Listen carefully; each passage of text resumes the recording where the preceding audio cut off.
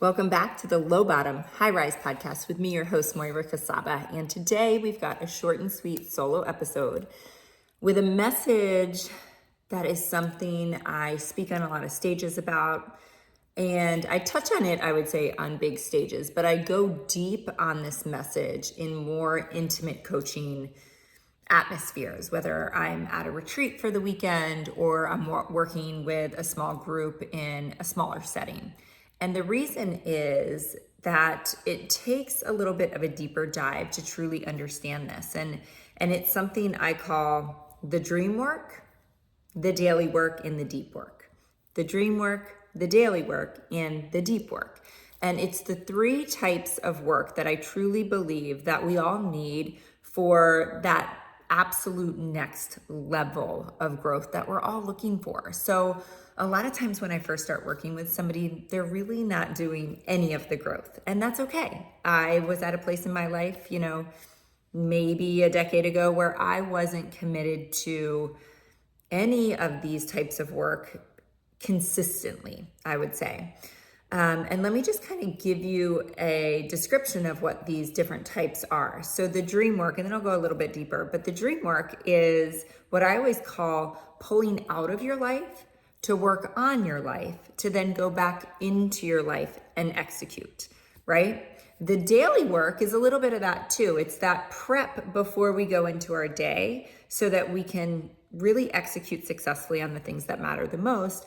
And then the deep work. The deep work comes when we have traumas or experiences that either bubble up or happen to us in our life where we know we really got to do some deeper work around it, right?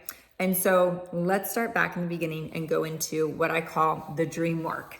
And I'm going to give you just a little kind of example of how, this came up for me at the end of last year. So call me crazy, but I do a deep dive at the end of every year. It takes me maybe 3 to 4 weeks. Sometimes I'll even take 6 weeks of very intentional time to actually get clear on my vision and my goals for the next year. So December ends up being this beautiful month of holidays and family and gratitude and all of this wonderful, it's just such a happy time of year for me. But it's also a very intentional time. And I'm not doing this 12 hours a day. I might be taking 20 or 30 minutes in the morning, most mornings of the week, to go through a process that helps me get clear on, going back all the way underneath to what are my values? What matters to me most? What do I stand for? What kind of legacy do I want to leave before I start thinking just about what's my New Year's resolution or what's my goal for the year? Because so often what happens is we kind of just decide on a whim what our goals are, and they're not aligned with all of those things underneath that matter. And so a lot of times we obviously fall off of our goals and we don't complete them, right? And so I really take the time so that when I have decided that these three things are the end all be all, no matter what, I'm clear on why they're that important to me. I'm clear on the impact it's going to make on myself, the impact it's going to be in my business, the impact it's going to make on my family, so crystal clear on all these pieces that it is full steam ahead January 1st. And I do not waver most of the time for the next 365 days. I did the work. And I'll tell you something else that comes up for me often is there's moments throughout the year that I will question, is this what I want to be doing? Is this what I'm supposed to be creating? Is this and then I go, oh my gosh, that's right. I spent hours and hours and hours of prayer and reflection and making sure it connected correctly to all the other pieces of my life and my business and my family. Yes, we're staying the course. So back then, it was probably, I guess, last December. And I say this jokingly and lovingly at the same time, but I remember we were in the driveway, me and my husband, I was sitting in the passenger seat and I was in this process. And I said, hey, have you started thinking about your goals for next year? And he said, not really, but I think blah, blah, blah. And he something rolled off his tongue, and I was like, you can't just do that. I was like, you can't just decide on a goal without thinking about it, because the reality is it's just never going to stick, right? It's never going to happen. Like, so often we don't take the time out to dream, to think about what's possible, to get in a state, and this is why I call it the dream work, to get into a state of wonder, right? Of thinking about what's actually possible for us when we're stressed and we're rushed and we're busy and we're so often feeling insecure in our capabilities. We're not going to come up with that dream of all dreams of all dreams. And so when we're doing the dream work, it often can be, that we're going to take an intentional hour out or a few hours on a Sunday afternoon, or maybe we're looking at our life and we're like, gosh, the only way I'm going to be able to do this dream work is to really take out, just wake up maybe 30 minutes earlier every day for the next week and carve that time out to dream and to wonder and to wish and to think about what's possible. Maybe that's what the dream work looks like. A lot of times the dream work looks like a retreat that you might go to, or an event that you go to where you can find that space emotionally to connect you to your heart, where you connect emotionally to a higher vibration, because it's only in those sweet spots of the right emotional state. And I'm not saying you have to be like super high vibe, peak state to be able to dream, but you want to not be stressed out and insecure and overwhelmed and feel like an imposter. Not a good time to dream. You want to create that space, right? So again, a retreat, a weekend event. I know, like when I've gone to things like Tony Robbins, like thoughts are downloaded into my brain and into my heart that I just don't have the space to to receive in my everyday life. So the dream work, you guys, the dream work is the most important thing, because without that, you can't do any of the other stuff, right? You can't just show up and work and do things and take action and not know where you're going. So that's the dream work. And then the daily work. The daily work is getting your mind right, getting your heart right on a daily basis. So this can look like a few different things, and it looks like a few different things for me every single day, every morning. And I'm not saying you have to follow this exact protocol, because it's truly much more important to find out what works for you. And it's always changing and ebbing and flowing.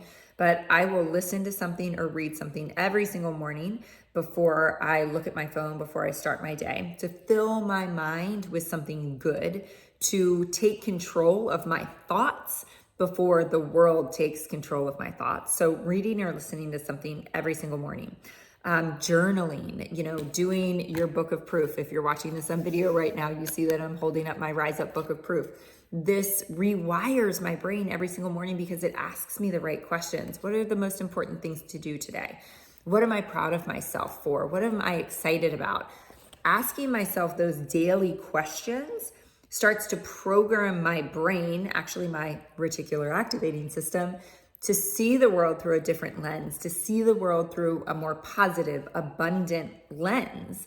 And when I ask myself, what are the 3 most important things to do today? I also get super clear on the actions that actually move the needle and matter. So that daily work of not only getting your mind right with just filling it with something personal growth-wise, but also aligning into your actions is so important. If I woke up every day and didn't do the daily work and just responded to the emails and responded to the phone calls and responded to the social media posts and responded to the news, I feel like I would literally be a crazy person. So there is daily work. And I think what happens is a lot of times people stumble into the world of personal growth and they start doing the daily work, which is the most beautiful place to start, right? And we all have to start somewhere. And so they might do some of, and this is going to feed us into the deep work, they might start waking up and saying, like, my mindset's a mess. I'm so stressed out. I'm so anxious. I'm so negative. I have such a negative bent, or I'm always resentful or irritated. So I've got to start doing maybe this personal development thing will help me. And so they start doing the daily work, right? They start listening to something daily. They start reading a few pages of a certain book every day. And they start to see these mindset shifts, which is the most beautiful place to be. I can remember feeling like I had like discovered the secret to life when I started to listen or read something in the morning before I started my day. It shifted everything. But then things still really bubble up and keep them stuck. And that's where the deep work comes in. And the deep work has this big spectrum, you guys, from, just digging a little bit into maybe, gosh, there's a self-limiting belief there. And I need to actually, do more than 10 minutes a day. I need to actually take some time out and journal on this thing that's bubbling up, this thing that's holding me back, and see what's under there, and maybe learn from somebody and see how I can rewire that belief, actually dismantle the old belief, and reassemble a new belief. Like, how do I do that, right? You have to take time, intentional time out of your life to go learn from somebody and to go figure that out and to do that deeper work, because until you do that, the limiting belief is going to come up and up and up again and again and again, and it's always going to hold you back. And so the deep work can look like that. The deep work can also look like trauma work and hiring a coach or hiring a therapist or hiring somebody that, and this is not me, right? I'm much more of a coach. I'm absolutely not a therapist, but there are so many times in my life where I see this anchor just holding me back that I'm struggling with, and maybe I haven't gotten past and I haven't done the work around it. And so in those moments, one of my favorite quotes is, take action in the moments of inspiration. So there are so many times where maybe I've been at one of those weekend retreats where I'm doing a lot of the dream work, but something is kind of resurfacing and coming up, and I hear that whisper that's like, you need to really do some more work around this, like some deeper work. And so I call the therapist, or I send the text message, or I send the email that's going to commit me to that long-term action of really doing the work, of really getting in there and getting underneath and doing some of this healing work that needs to be done, right? Because again, just like the little self-limiting belief, these things are going to hold us back forever and ever and ever until we do the work. And when we do the work, it's lifted. And so just to kind of give you a perspective into what my work looks like, it's this pendulum that kind of goes back and forth all the time, right? So I'm always doing the daily work. The daily work is consistent. I'm waking up, I'm in my book of proof, I am reading or listening to growth, I'm reading my vision every day, I'm looking at those goals. That's just the daily, right? That's just the daily work. And I think a lot about this with almost in comparison to working out. Like we all get like working out every day, but if we break our arm, we have to go to the doctor and we have to do the deep work of healing, right? And so I'm doing the daily work, I'm going about my life, and I come up against those roadblocks and I'm like, maybe I'm not crystal clear on my goals and my vision, or maybe this pain of something that happened in my past is coming up again and again and again. And so I make the phone call. And so then it's like, I retreat a little bit and I do the deeper work, or I do the dream work, but I'm consistently doing the daily work. And so then once I do that deeper work, I go back into my daily life and I don't have to take the time out anymore. And then I'm back to the cadence of the daily work. And so I hope that gives you just a glimpse into what I do for my own work and what I really believe is the perfect prescription of understanding that we got to step out of our life to work on our life, to cultivate the dream and the vision and the goals. That's the dream work. To step into our life, to do the daily work. And every once in a while, we really have to step out to do the deep work. The dream work, the daily work, and the deep work. So thanks for joining you guys on this episode of the Low Bottom High Rise podcast. Make sure you share this with a friend that might find it useful. Share it on your social, tag me, and we will see you next week on the podcast.